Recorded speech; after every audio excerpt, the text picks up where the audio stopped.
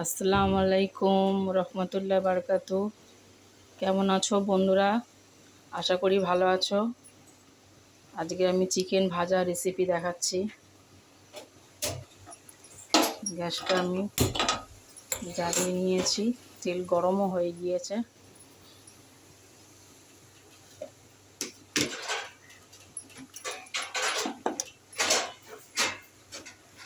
চিকেনগুলো এখন আমি দিয়ে দিচ্ছি কড়াইতে।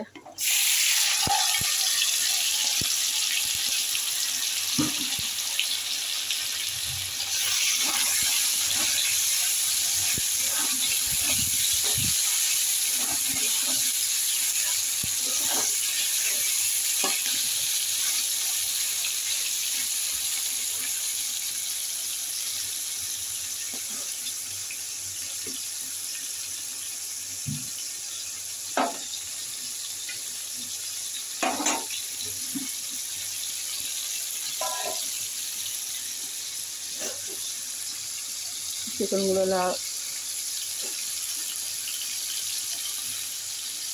ভাজা করব। আমি আলুগুলো আগে থেকে ভেজে রেখে দিয়েছি।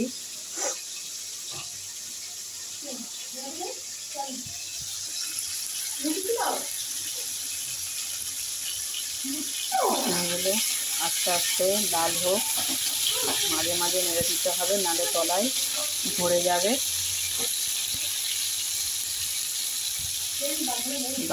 গ্যাসটা একটু ধিমি আঁচে করে দেবে।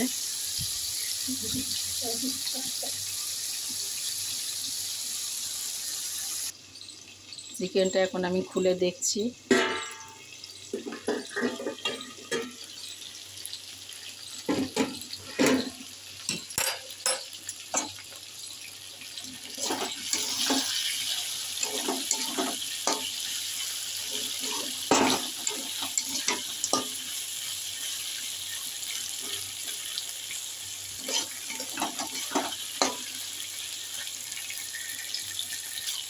মাঝে মাঝে নাড়বেন, নালে তলায় ধরে যাবে। আমি চিকেনটা মাখিয়ে রেখেছিলাম আগে থেকে, আদা রসুন সব রকম মশলা দিয়ে, জিরের গুঁড়ো, ধনের গুঁড়ো, নুন, গুঁড়ো লঙ্কা, কাশ্মীরি লঙ্কা দিয়ে মাখিয়ে রেখেছিলাম। তারপরে তেলের উপরে ছেড়ে দিয়েছি। আবারও চাপা দিচ্ছি, আবার কিছুক্ষণ পরে ফিরে আসবো। ফিরে আসলাম বন্ধুরা। চিকেনটা নেড়ে নেব।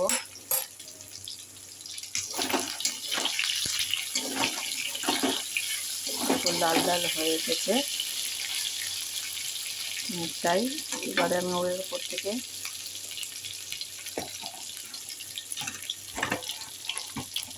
এবার পেঁয়াজ দেবো।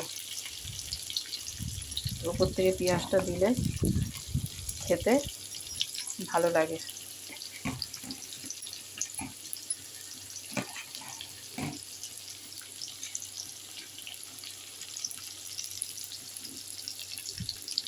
অল্প করে পেঁয়াজ দেবো, বেশি পেঁয়াজ দেবেন না।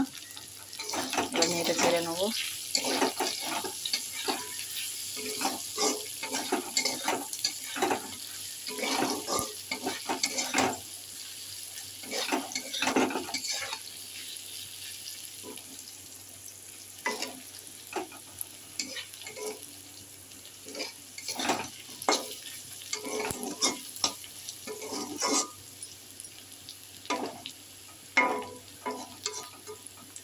আবার চাপা দেবো, পেঁয়াজটা নরম হোক,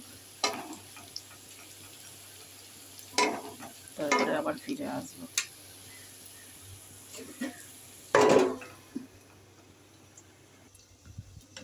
ফিরে আসলাম।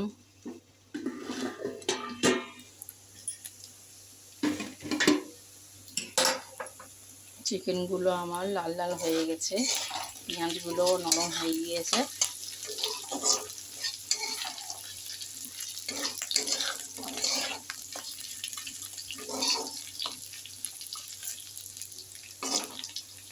এবার ওপর থেকে আমি আলুগুলো দিয়ে দেবো। এবারে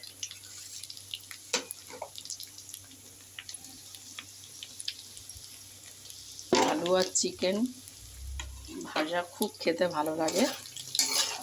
আমার ছেলের তো ফেভারেট, খুব পছন্দ করে ও আনন্দ করে খায়। আলু ছাড়া ভালো লাগে না খেতে।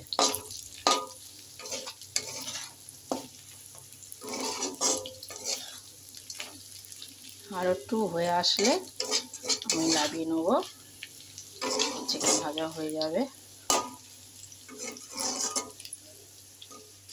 আমি আর চাপা দেবো না, আস্তে আস্তে হোক। দেখুন আমার চিকেন ভাজাটা হয়ে গেছে।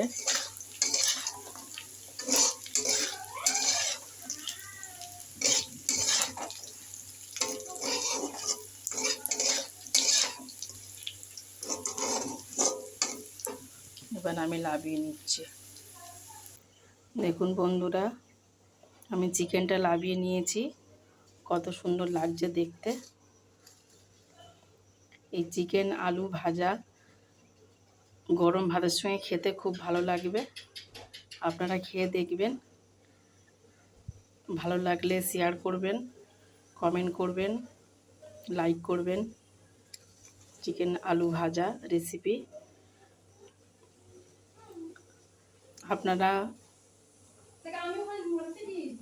আপনারা কীরকমভাবে রান্না করেন আমাকে জানাবেন, ভালো লাগলে শেয়ার করবেন। আল্লাহ হাফিজ।